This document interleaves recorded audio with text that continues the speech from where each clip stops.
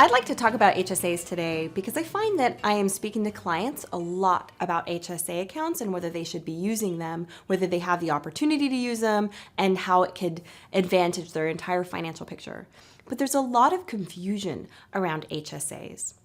So let me just start by describing what it is. HSA stands for Health Savings Account. And essentially, it's a companion piece to high deductible health plans. And a high deductible health plan is where if, for instance, your employer is offering an insurance plan, but you have to pay, say, the first $1,350 for the year of all medical expenses if you're single, or $2,700 a year if you have a family that you're covering. The deductible is that first dollar amount that you have to pay in that year. And that's the high deductible. Well, if you have one of those, then you should be allowed to have what's called a health savings account.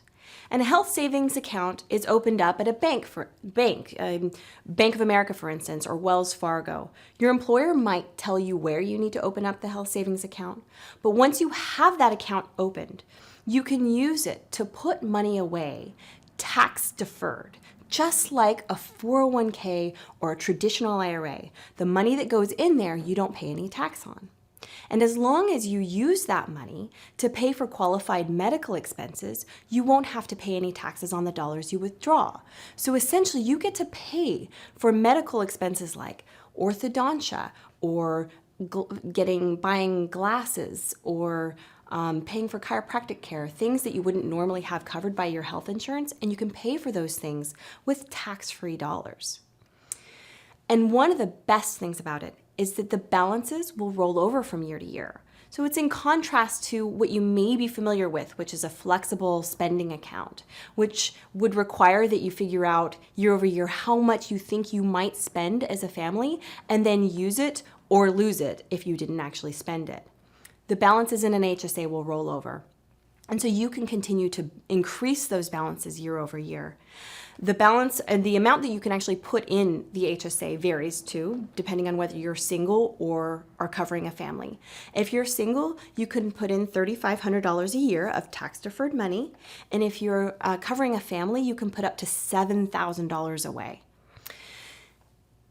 The best part is that you actually can invest those dollars. And so all the money you put in and every bit that it earns is going to come out tax-free to you as well. So essentially, you're combining the benefits of a traditional IRA with the tax-deferred savings with that of the Roth IRA of tax-free growth and withdrawals into what I call a super Roth IRA. It's an awesome investment vehicle that people should really consider taking advantage of.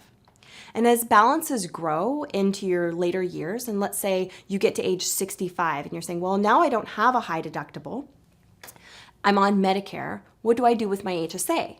Well, you can use those balances to even pay your Medicare premiums. And there's a lot of things that Medicare won't cover that you can use from that account to pay for those things as well. There's a long list of things that you can pay for using your health savings account, so essentially tax-free money.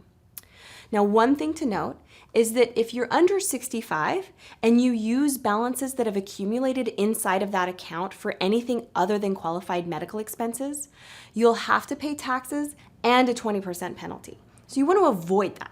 But once you get to be 65, you can take money out to pay for anything. You'll have to pay taxes if it's not for a qualified medical expense, but you won't have that 20% penalty.